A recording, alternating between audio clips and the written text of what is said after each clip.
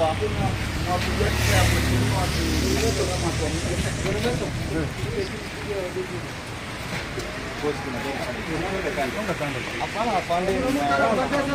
watu walikufa.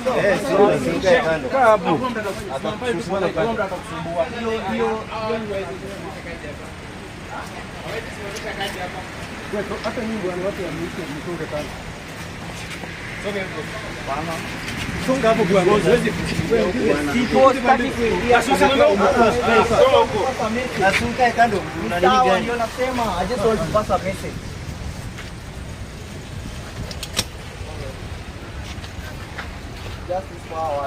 Bazu, unafuata umkinge, mweke mwavuli mkinge.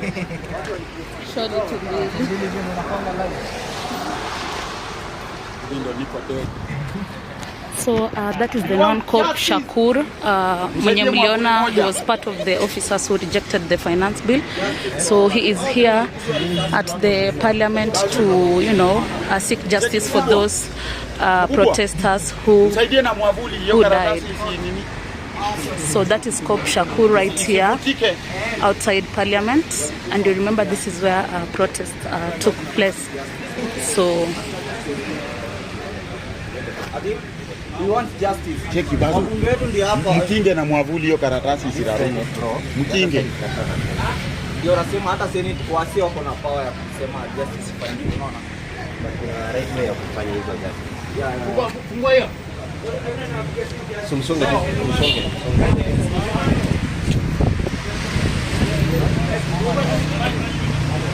So guys, this is Cop Shakur.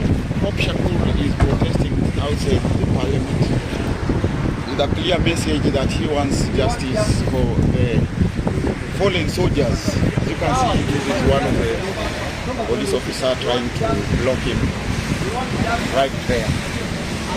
That is Cop Shakur mwenyewe. And it's raining heavily right here. The message. Remember, Shakur is a police officer that was protesting that way.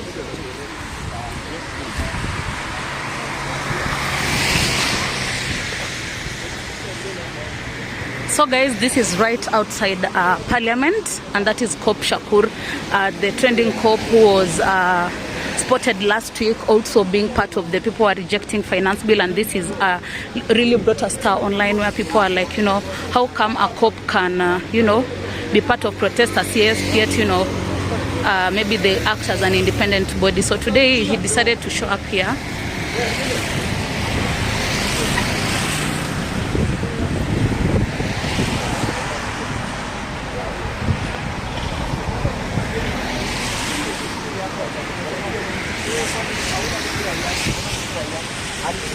Watu walipigwa marifani. Bosi, simumsaidia hata na mwavuli moja tu ajikinge nao, karatasi ibaki ikiwa ni. Hata hii sio ndio.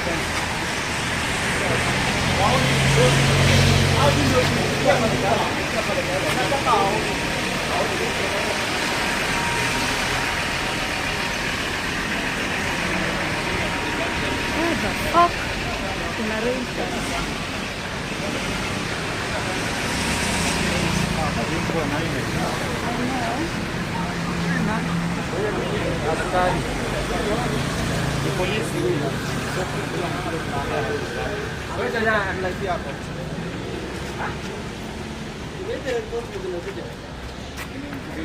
Wacha ndugu yangu, kwani una ndugu? Hauna ndugu? Wacha kukaa huko. Ende hivi, unataka kunifanya mbaya?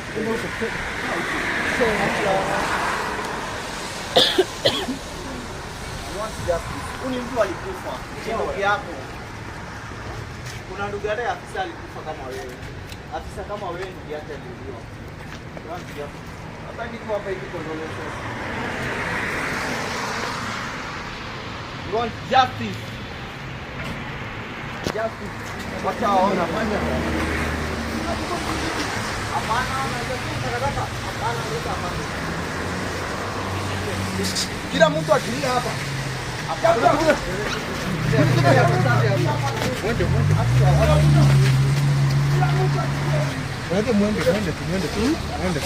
So unajua sisi ni media, so we are doing our own. Yes.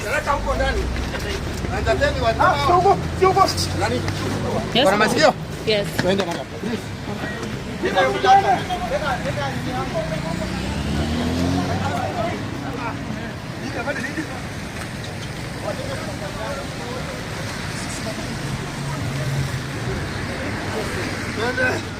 Ndugu yako aliuliwa.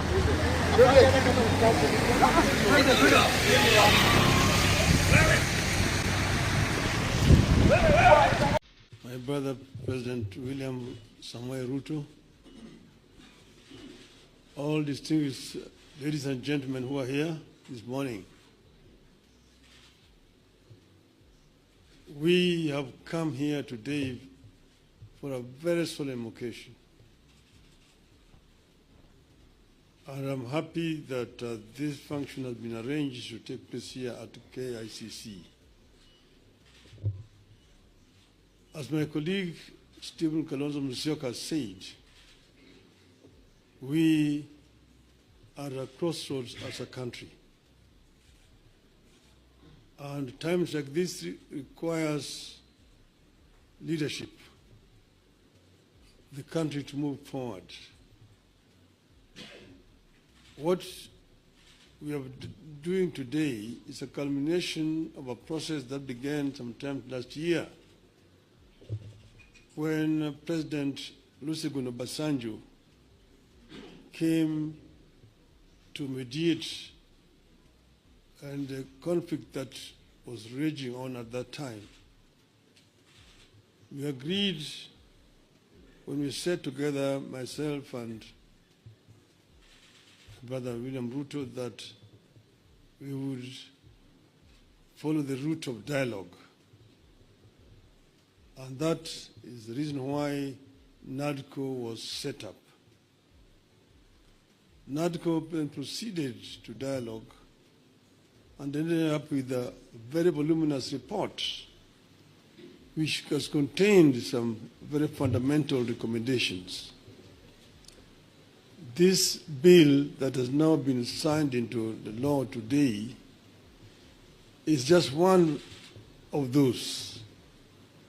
But the NADCO report contains very many issues which are at the heart of the people of Kenya today. If you see the issues which are being raised by our youth,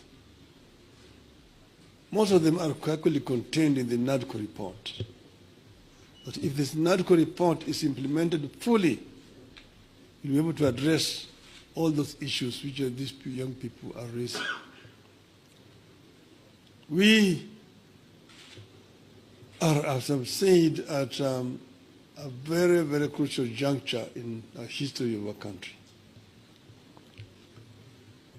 Our country has moved forward. There have been highs and lows in our history of 61 years. We need to move forward. And I want to say, at this moment in time, my brother, that we require now a wider engagement so that people have an opportunity to vomit all that is there in the chest in order that we can be able to find a way forward. I therefore want to support the proposal of my brother Stephen Kalonzo Musyoka that we have this conversation. It may not take more than 2 weeks, but it brings all the stakeholders together. Today, our society is fairly stratified.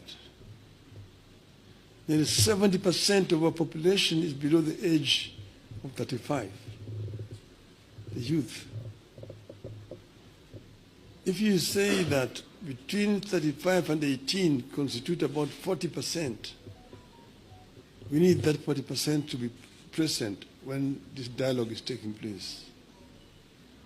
And then the rest can fill the rest. And then we just talk about the Kenya we want. The Kenya we want convention. Out of that will come out recommendations that will help us to resolve this issue once and for all. That will be my proposal, Your Excellency. I think that Kenya deserves better. The issues of employment, the issues of discrimination, the issues of corruption, the issues of gender, and so on, are issues that need to be addressed in a wider forum. I think that it is possible to do. It is possible if there is a will to do it. And then here again, the IBC is a very important institution. It's not the first time we have had issues with IBC. If we find a solution to this issue of IBC,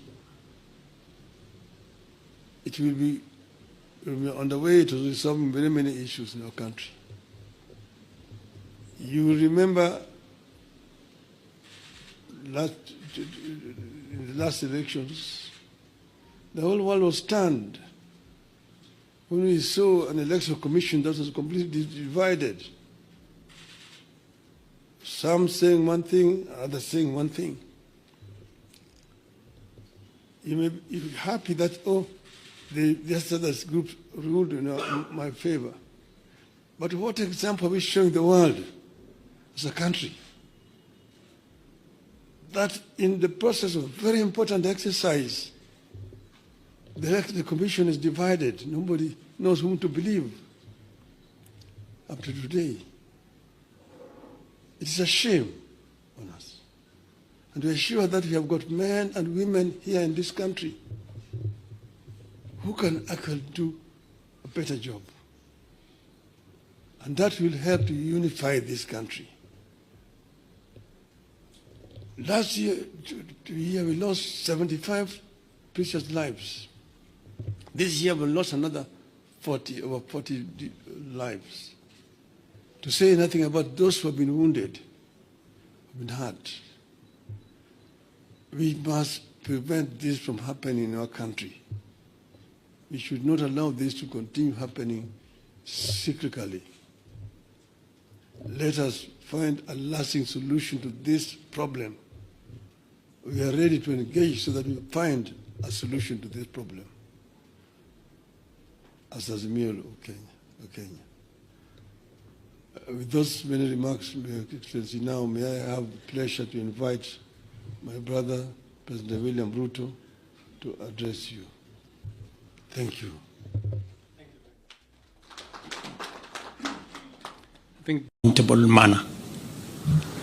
I concur with leaders who have said there must be professionalism and integrity as part of the cardinal principles of the men and women who will be charged with the responsibility of overseeing our elections.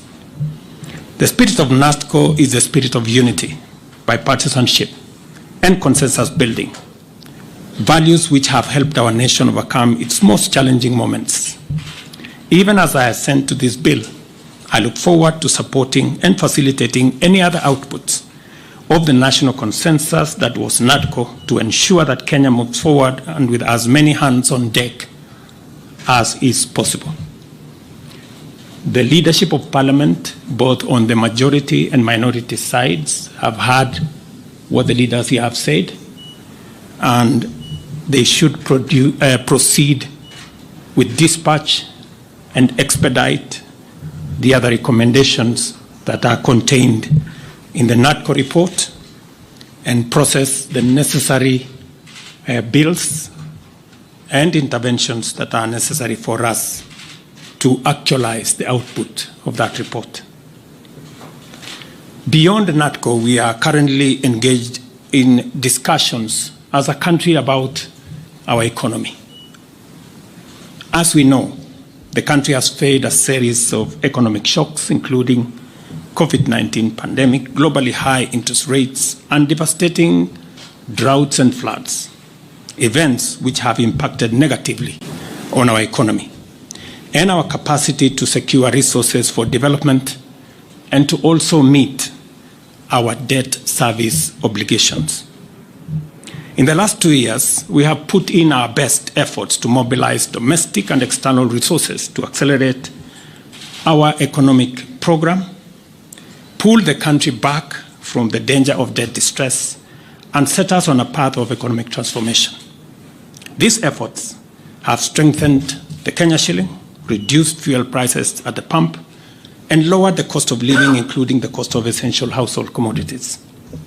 This year, my administration presented revenue-raising measures through the Finance Bill 2024, which were aimed at not only consolidating the economic recovery program, but also propelling the country to the next phase of investing in key social and economic infrastructure projects to advance our development agenda and reduce on our debt burden. However, many voices expressed disapproval of these proposals, leading me to drop the bill and terminate the process. It therefore means that apart from the people of Kenya asking us to consider alternative means of raising revenue, which I agree with, there is general consensus that the country requires to confront and address long-standing priority national issues, including national debt, public expenditure, and anti-corruption measures, so as to release resources for creating opportunities, creating jobs, and creating wealth. As a way of charting the future from the current situation we are facing, I welcome all the leaders here, and I have heard what they have said this morning, and all other stakeholders, working together for us to address the current economic situation through a broad-based political arrangement and to rally the country forward, as has been said by the former Prime Minister. And therefore, we have yet another opportunity as a country, Kenya being the resilient people we always are, to come together and figure out the future of our country in a manner that makes sure that we address the existential challenges and threats that face our nation. And that's the reason why I set up a committee to work and audit our debt, for us to interrogate our expenditure, and for us to work on anti-corruption. I want to encourage Parliament to expedite the conflict of interest bill that will support our anti-corruption measures, especially in relation to public officers. And I am hopeful that these are some of the conversations that we will be engaged in going forward. I am very confident that, as always, Kenya knows how to pull together, and leaders know how to come together in the best interest, not of individuals, not of parties, but the collective body of the Kenyan people. And I look forward to working with leaders, as I have said, going forward on a broad-based political mechanism that will see us steer the country to the future. Thank you very much to all the leaders here. Asanteni sana to the people of Kenya. I wish you well, and God bless our great country. Asante.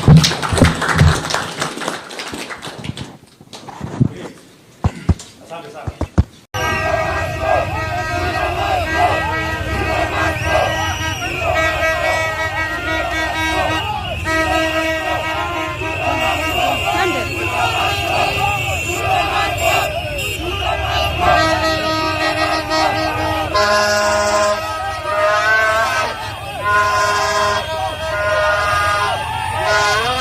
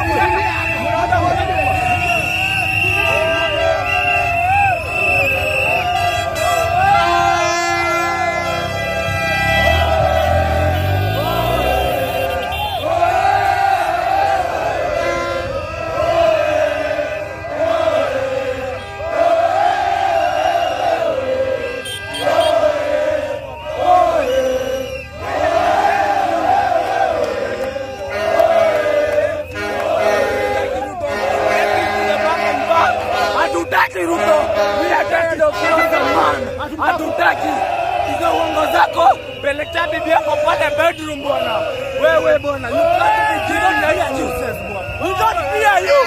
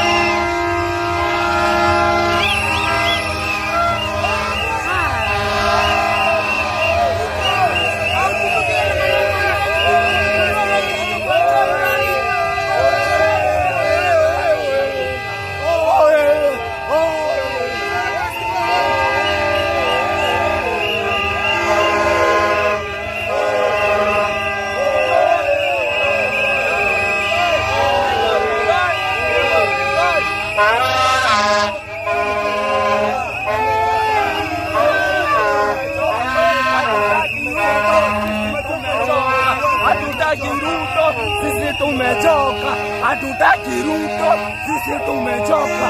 Acha nipeleke manana nipeleka. I'm not afraid of abduction. I want to vote for the rights of the people. The people of the country. You have to right from your people to your people, about your people, down your people. We are here for Kenyans. We are here for Kenyans, bro. Tumechoka.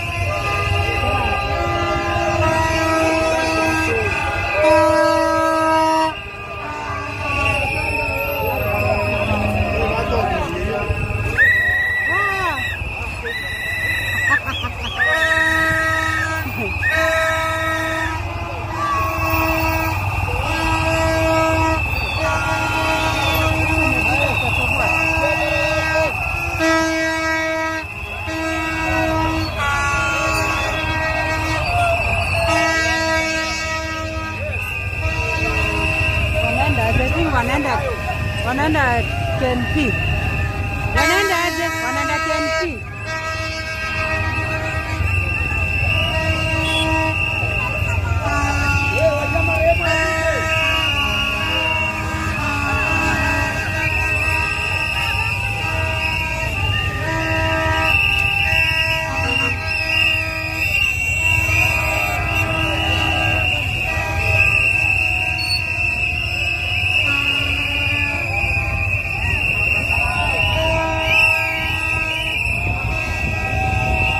KNP ama nani KNP?